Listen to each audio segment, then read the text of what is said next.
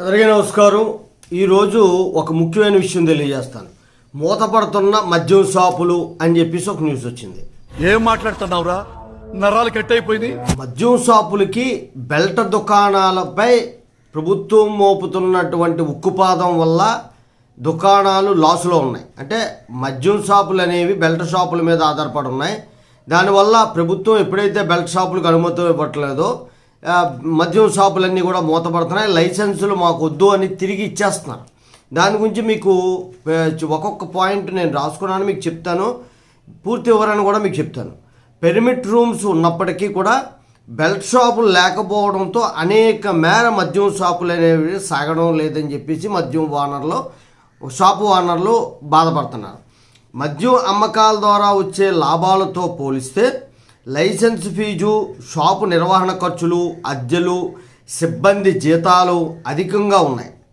దానికి తోడు లంచాలు. అందుకే షాప్ మూసేసి లైసెన్సులు వెనక్కి ఇచ్చేస్తున్నాం అని అన్నారు.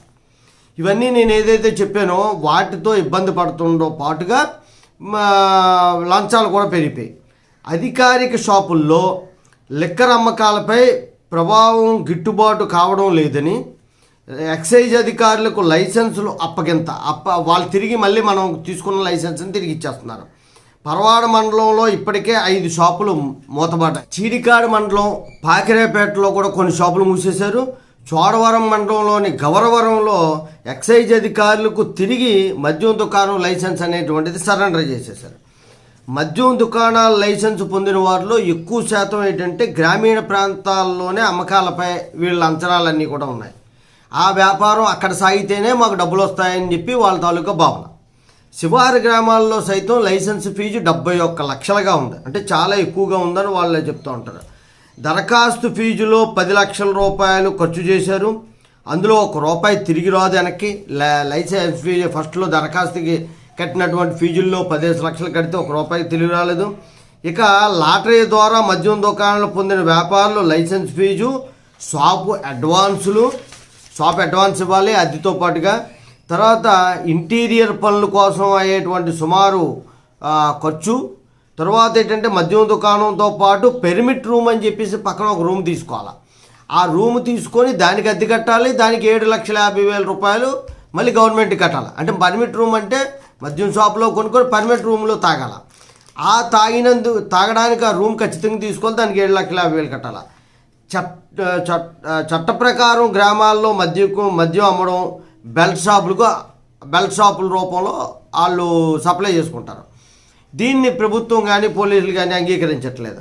కానీ పిఆర్ ఉంది కాబట్టి బెల్ట్ షాపులు కుదరదు అంటుంది ప్రభుత్వం. పిఆర్ అంటే పర్మిట్ రూమ్ ఉంది కాబట్టి బెల్ట్ షాపులు లేదు, ఇక్కడ తాగడానికి మేము పర్మిషన్ ఇచ్చాం కదా అంటారు ప్రభుత్వం, ఎక్సైజ్ అధికారులు.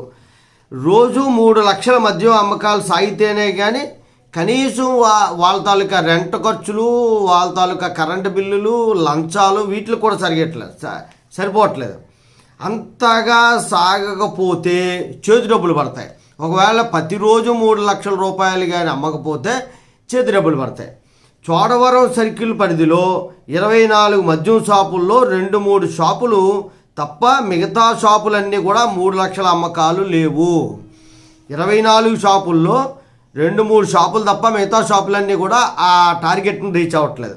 మద్యం అమ్మకం చేయలేము, షాపులు మూసివేసి లైసెన్స్ వెనక్కి ఇచ్చేస్తాం అంటున్నారు వ్యాపారస్తులు. సంక్రాంతి, తీర్థాలు, గ్రామ దేవతల పండగలలో మద్యం అమ్మకాలు అనేవి పెరుగుతాయని అనుకుంటారు. ఆ సీజన్లో బాగా సప్లై చేయాలి. అయితే బెల్ట్ షాపులు లేకపోవడం వల్ల ఆ టార్గెట్ని రీచ్ అవ్వలేకపోతున్నారు. బెల్ట్ షాప్ అడ్వాంటేజ్ ఏంటంటే బెల్ట్ షాప్ ఎప్పుడు తెరిచి ఉంచుతారు, ఎప్పుడు కావాలంటే అప్పుడు దొరుకుతుంది, అరువిస్తాడు, ఇచ్చిపుచ్చుకోవడం ఇవన్నీ లోకల్లో తెలుసున్నారు కాబట్టి వాళ్ళు ఏం జరుగుతుంది, సేల్ ఉంటుంది రెగ్యులర్గా. అది వాళ్ళ భావన. సబ్బవరం సర్కిల్లో 5 మద్యం షాపులు, పరవాడలో 5 మద్యం షాపులు, వార్చీబురుపల్లిలో 2, కలపాకలో మద్యం ఒక షాపు, ఇవన్నీ కూడా మూతపడ్డాయి. అంటే తిరిగి ఇచ్చేస్తున్నారు, లైసెన్స్ సాగటం లేదు. చీడికాడ, తలవారు, పాకిరేపేట మండలాల్లో తాండవ, షుగర్ రోడ్లలో కూడా ఈ మద్యం షాపులను మూసేశారు. అంటే సేల్లు అనేటువంటి టార్గెట్ రీచ్ అవ్వకపోతే లాస్ అయిపోతున్నారు.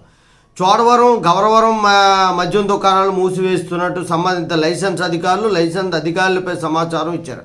వాళ్ళకి అంటే ఎక్సైజ్ అధికారులకి ఇచ్చారు. గౌరవరానికి అయితే నోటిఫికేషన్ ఇచ్చారు.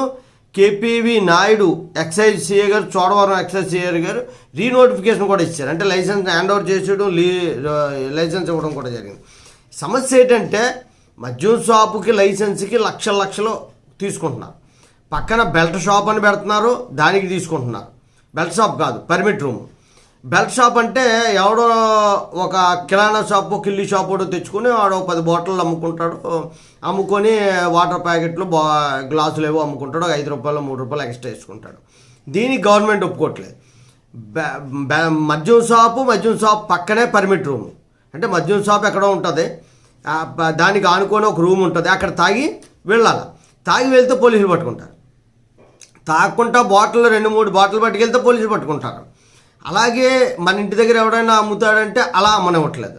ఎలాగా అంటే ఏ రకంగా అయినా గవర్నమెంట్కి ఇన్కమ్ రావాలా. నువ్వు తాగకపో, నువ్వు బాటిల్ పట్టుకెళ్తున్నావు అంటే నేను పోలీసులు పట్టుకుంటారు, కేసు పెడతారు, లేదా లంచం రూపంలో తీసుకుంటారు. కేసు పెడితే నువ్వు కోర్టు చుట్టూ తిరగాల, ఫైన్ కట్టాలా, ఇవన్నీ ఉంటాయి.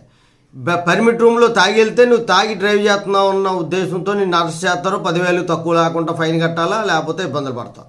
ఇలాంటివన్నీ కూడా సృష్టిస్తుంది. కాబట్టి మనమే తాగుడు అనేది మానేస్తే గవర్నమెంట్లు దిగొస్తాయి, పోలీసులు దిగొస్తారు, అందరూ దిగొస్తారు. మీ ఆరోగ్యం బాగుంటుంది, మీ కుటుంబం బాగుంటుంది, మీకు గౌరవం లభిస్తుంది సొసైటీలో. నా రిక్వెస్ట్ ఏంటంటే మద్యం షాపుల లైసెన్సులు లక్షలు పెట్టుబడి పెట్టారంటే ఎంత వస్తుందని ఎక్స్పెక్ట్ చేసి ఉంటారో చూడండి.